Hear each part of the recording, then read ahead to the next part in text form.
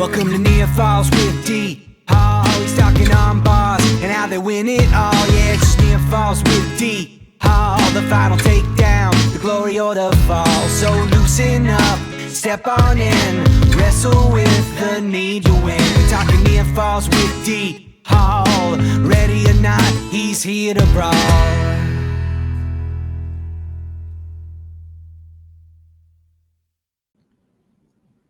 What's going on, wrestling fans? Welcome into another edition of Near Falls with D Hall, a wrestling podcast.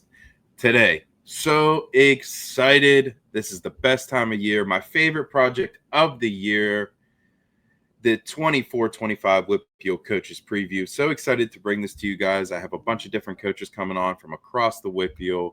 They're going to come on, talk about their schedule, expectations, up-and-comers, their leaders, their seniors, all that type of stuff. You guys know the drill.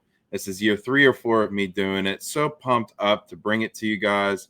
I really hope you enjoy it, and just hope you enjoy listening to these guys talk like I did. It was always a blast for me, and this year was no different. So without further ado, welcome in to the WPIAL Coaches Preview. Welcome to the Near Falls WPIAL Show, where D.R. and Kaz are gonna tell you all the things you wanna know. Whether it's Trinity or Spencer Lee or Mr. Kurt Angle, just ask Vinny, WPIAL, yeah, Ken and Mac for sure. They got the interviews to soothe your soul, because it's Near Falls in the WPIAL. All right, joining me next on the call, I have head coach of Ellwood City High School, Mr. John Fleming. How are you, sir? I'm good. How are you doing? Doing real good indeed. Thank you so much for coming on. Been a long time coming. Been hearing about you for a few years and wanting to get you on the show, and finally nailed you down for a preview, and appreciate you sitting down and taking some time out with me. Absolutely. Appreciate you having me. All right, man. So let's just get right into it. Talk to me about, the program. Talk to me. This is the first time I've had someone from Ellwood City on. Talk to me, about when you've taken the program over, where it's at, and, where you're trying to get to as you build into this off-season program into the season. Yeah. I actually started coaching down at West Mifflin High School before I got in Ellwood and down in Triple-A in Chartiers Valley down there. Had my first state champion actually down in West Mifflin with Sam Sherlock, who ended up going to Penn State. But got to Ellwood and took over a program. West Mifflin, I was used to having majority of the kids on the team. Ellwood, I took over the program, not knowing that there was only 2 varsity returning starters. In that first year, I was actually surprised because I just started picking kids out of the hallway, left and right, and trying to be like, all right, I need this weight, until we built an entire lineup of first years, surrounded by Austin Wally, and Ben Gallons was the only other one with experience who was coming up from the junior high program, and we made playoffs that year. I have no idea how, and we even won a match in playoffs. I was like, if I'm getting coach of the year ever, it's this year. But apparently if you don't belong to the WPIAL, they don't do that kind of stuff. So but it was a good year. So I've been there for 6 years, got Ellwood their first state champion. So as a coach, I now have 2 as a high school coach, but I have about 7 or 8 as a club coach. So I have a lot of success with that kind of stuff. So I'm kind of looking to get Ellwood to the point of having a team that's successful into the playoffs, continuously building a team, building a program where I'm not scrambling for heads. I just have a team built up from the junior high coming up, kind of like I'm used to having. So we built a club here in Ellwood City, Wrecking Crew Wrestling Club.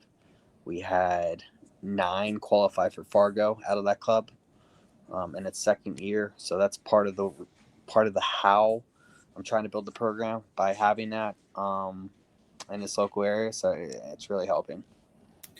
Yeah, man, that's a good approach to take it. Get these guys on the mat, wrestling freestyle, wrestling Greco, getting different feels. In that vein, the rules have changed in high school college out of bounds and 3-point takedowns. Give me your take on it. Well, when I went to college and I wrestled at NCAA's and stuff, they had the college out of bounds rules. Those were the same. So we actually went over them today, and I was basically telling the guys, like, there's a very smart way to handle the out of bounds rules. You get on the out of bounds, you stay in bounds as long as you possibly can. As soon as you feel uncomfortable, just step out of bounds and get a fresh start. So you want to burn clock as much as possible. Ride them. All right, get out. As soon as you feel uncomfortable. So kind of went over that today a little bit. The 3-point takedown, I'm not sure how I feel about it. I was always a big reversal guy and myself, so I'm not. I personally think a reversal and a takedown should be equal because they're both as hard to get. But I mean, we'll get used to it. I like the back points. 2, 3, and 4. That's awesome. I like those. Yep. I like that implementation.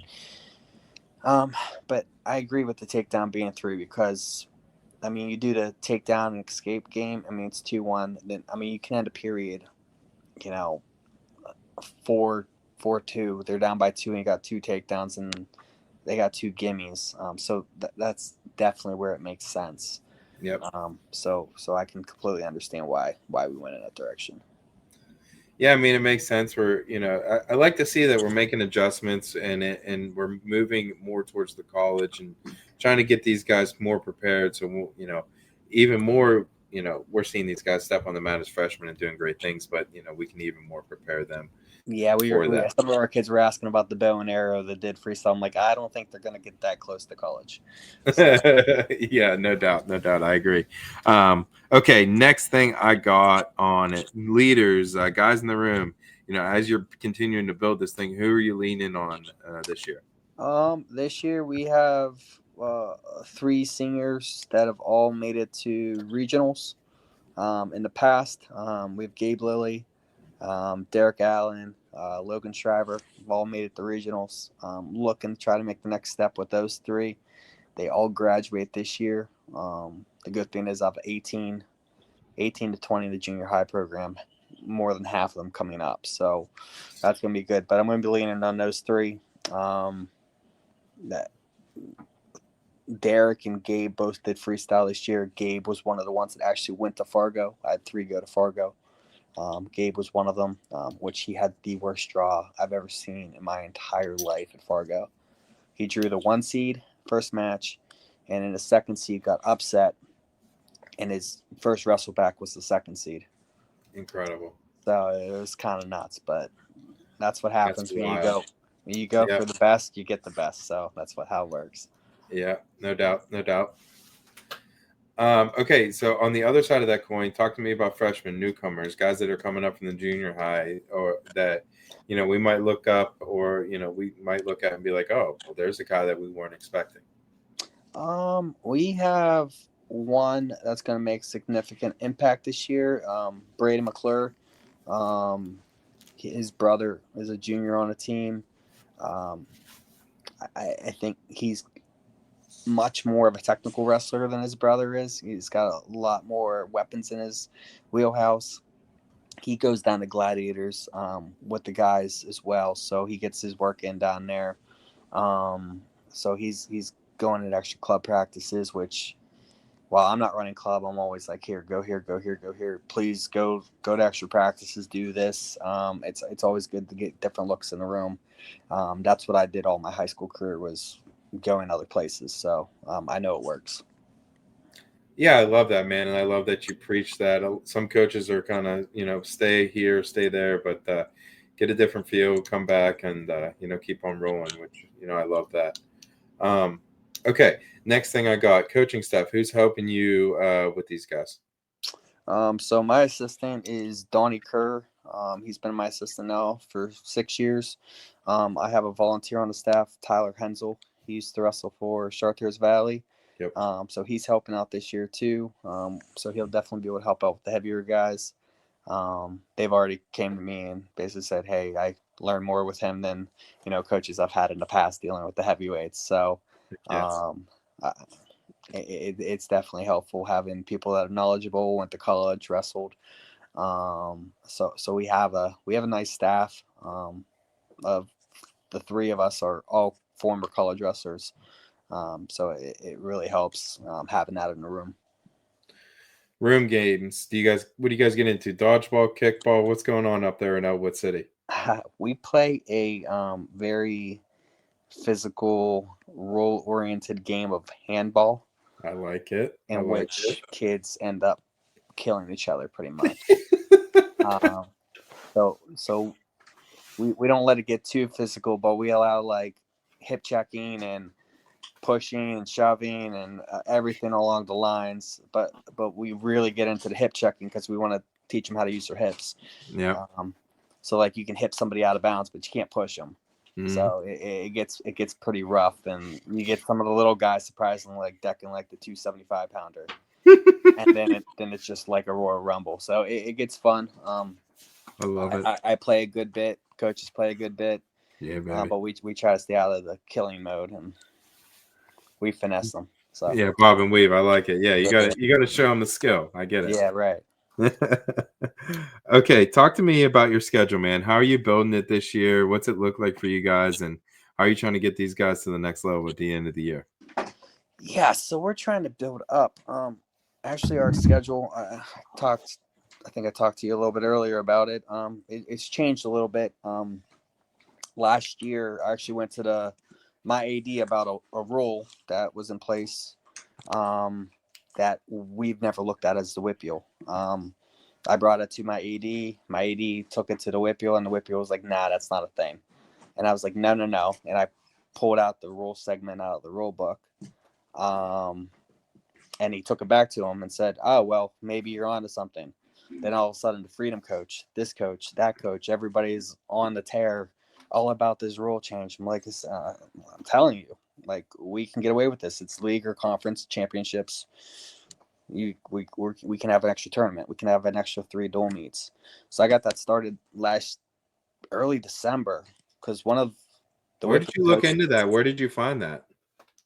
So a couple of the WPIAL coaches were going off about Bishop McCourt's schedule, this and that, and at the time they had like 28 points scheduled or something like that. But one of them wasn't actually on their schedule. But I inquired. I was like, "Hey, how are they doing this? I'd like to know." Mm-hmm. I see a few other teams with 25, and you know, we're as a WPIAL, we're used to counting. Hey, this term is 3, dual meets 1, you know, so forth. Standard. Yeah, standard. We didn't understand the rule. And then I got the rule, and I was like, "Oh," I was like, "Thank you." And I immediately ran with it. I was like, "Here we go. Yeah. 3 extra points. Max should definitely be, because we're a conference. We have to do the tournament every year.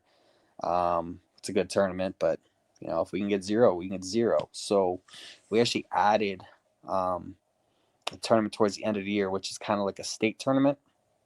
It's called the WSAZ tournament, I believe it is. It's in West Virginia. It's in Huntington, where they hold West Virginia states, but there's 150 teams that are going there. Interesting. So it's the biggest tournament on this side of the Mississippi for high school. Ongoing. It's been running for years. But we start out with we're actually going to Ohio quite a few times this year. So we're going to the Rick Lincoln Invitational. I know Waynesburg's going down there as well. Down a trip away. Where's that at? Rick Lincoln Invitational. It's in Bel Air, Ohio. Okay, I got you. Yeah, so it's a pole style tournament, so kids are going to get 5 or 6 matches each. Yep. So with a young team, that's what I'm really looking for. I'm looking for, you know, I'm getting my looks at WPIAL. Like, we have the MAC, we're going to Byrdstown. I want to get these guys different feels, different looks outside of just the WPIAL. I want to take them out other places. I want to give them different feels, different atmospheres, different things like that. And trying to get those young kids that don't have as many reps or experience some matches that they could win. So it's a good mix. Those pool tournaments are pretty awesome down in Ohio. So that'll be good. And then we get a couple dual terms. We're going up to Corey The Corey Dole's up in Erie, which we'll get a taste of McCord up there, which is awesome. We'll get probably Corey. We'll get I know Fort LaBeouf's going up there. So we're getting a bunch of those northern teams that we won't touch unless we go to state. District 9 and 10. Yep. Yeah, 9, 10. Like I said, McCourt's making that long drive too. So that's enticing for some of our kids to either get their licks or See where they're at. Yeah, get some wins. It's good level check. Yeah, for sure. Talk to me about that West Virginia tournament some more. How did you get in that? Where did you said 150 teams are there? I'm assuming a bunch of different states from all different areas. But how did you kind of find your way into that tournament? Yeah, so when I wrestled in high school, I wrestled for Lakeview High School out of D10, which co-opted with Commodore Perry High School. Okay. Which has built a pretty good program. So of course I follow, my alma mater and all that fun stuff because I own like the wins record at my school and everything. So I want to see what's going on with them. Is anybody coming up on it? Stuff like that. So I was looking at it. I was checking out their page. Like, oh, we're going to this WVAZ tournament or whatever. Mm-hmm. And I looked at it. I was like, huh, they're like going why are they going all the way out there? So then I Googled it because I was interested. And all of a sudden I saw like news articles like plaster in the Google page for like ever. And it says 150 teams, this longest ongoing biggest tournament. That's sweet. So yeah, there's a lot of teams from Kentucky, Ohio. There's only a handful from PA, West Virginia, of course. But they run, I believe it's 16 mats at the arena down there. So you're very much a good check for your boys before the sections and that. Yeah, it's a good check for that, and it's a good check for if they were to make states. Mm-hmm. Hershey's small beans compared to that. Like, I mean, the competition's bigger, but the stadium is way bigger. So it won't be like I remember when I went to states my first year, I just sat in the middle of the mat and looked around like, holy crap, this is big. So I figured the couple of them that might be able to make it, it'd be a good little taste. Yeah, good little taste of it. So good, man. I like that. I think that's a good call. Okay. Talk to me next about expectations. What kind of expectations do you have for this squad? I know that you're kind of building yourself up and getting yourself going towards a successful program again. Just talk to me about some of the goals and expectations you have both individually and as a team. Yeah, so I mean, last year we didn't graduate many. Mm-hmm. I think we graduated 2.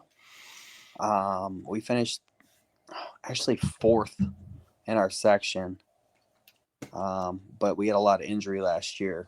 We almost beat Highlands. We were one match away from beating Highlands last year, and they finished 1st.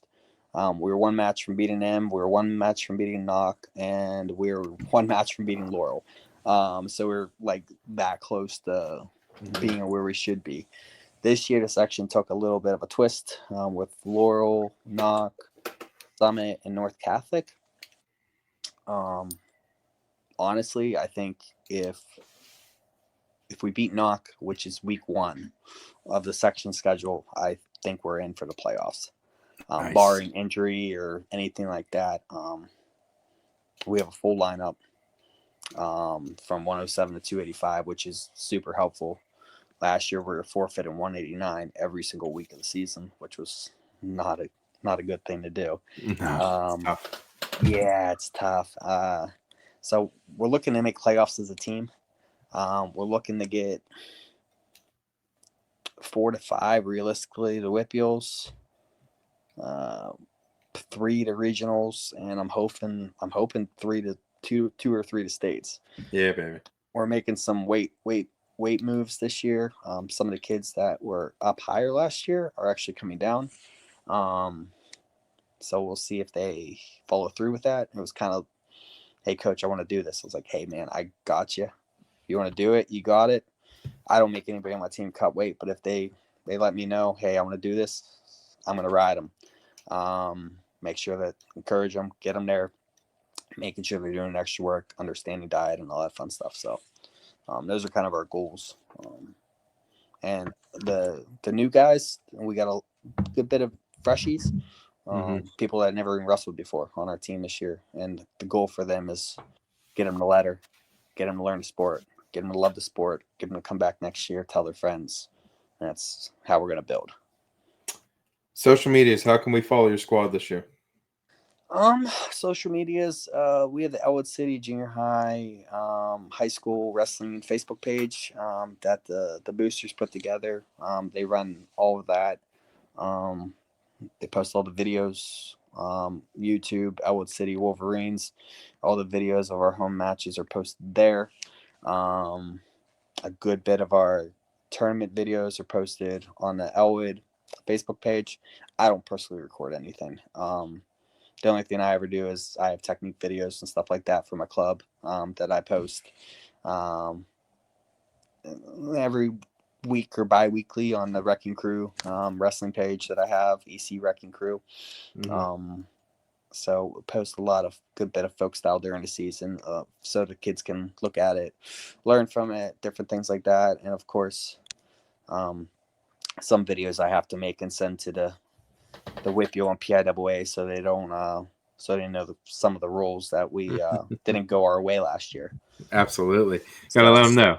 Just subtle video. That's all. Yeah, just a little bit. And just push it along. Be like, hey, by the way.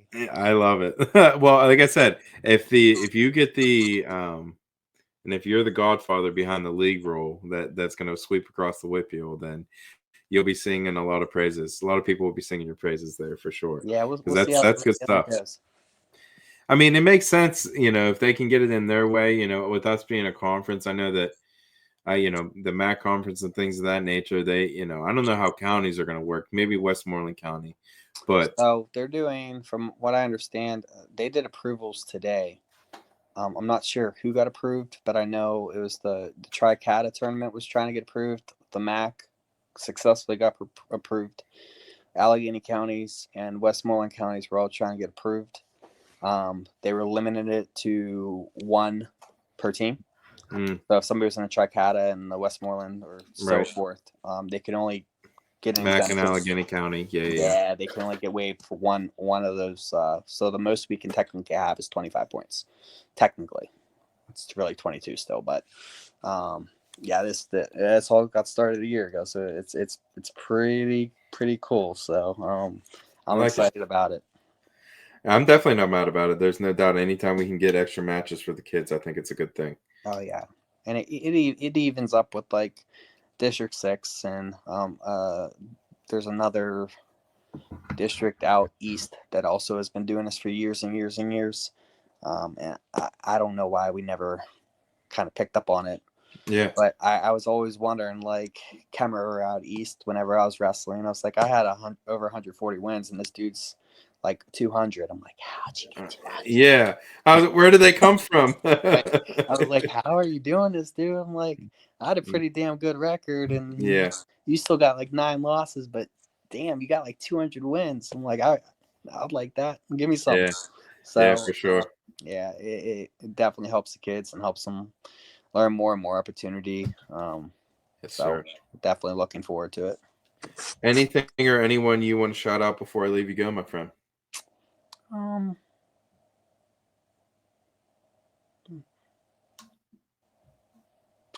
Not that I can think of offhand. Family, friends, anybody watching, fans of the team, fellow coaches that I have.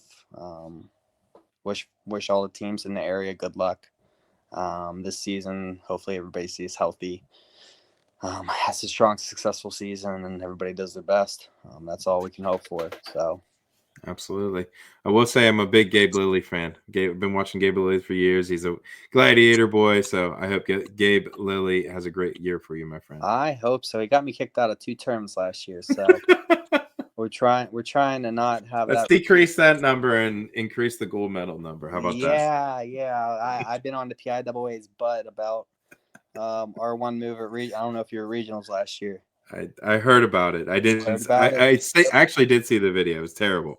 It was terrible. So Yeah, if I see that ref again, I'm gonna be dragging Gabe up to him and be like, "Hey, look, you owe my kid an apology." Yes. I'm like, you don't need to absolutely. apologize to me. So, yeah, it's rough, but I mean, I tell the kids all the time, like, hey, don't talk back to the ref. If it needs to happen, I got your back. Yeah. So if I gotta go out the door, I gotta go out the door. But my kid's safety is the utmost importance. And playing within a fair set of rules. That isn't favoring like a Chestnut Ridge or Reynolds or anybody like that. We all know sometimes they get catered to. And a team like ours is small, so they don't really know who we are or anything like that. So we got to make sure that we stand up for ourselves and stand up for what's right and try to make sure it gets done. So. Absolutely, man. I think that's a perfect way to tie a bow on this and wrap it up. But like I said, I think that Gabe will decrease that number, increase the gold medal and the win number, and I think that Gabe's got a good chance of doing that. And of course, him committing to Clarion is a great thing as well. So. Yeah, that's where actually my brother attended college. So yeah, baby. So he's following in that footsteps over there because he's going to Gladiators, but he's also. This last year, he's been going to my brother's Division I wrestling club down in West Mifflin. So learning all that snapper treatment. Yeah, man. I had Mike Laddick on first of the night, and he was talking about snapper. He's like, "Yeah, I'm just sending those boys down to snapper." I'm like, "Oh, okay, I got you." Yeah, there you go. And man, I don't blame him. That's it's a pretty good one to send your kids to. Yes, indeed. For sure. But hey, man, thank you so much for coming on and, taking some time out, talking about rules, talking about your squad, and, just giving me some knowledge. I appreciate it, man. Take care. Thank you, John.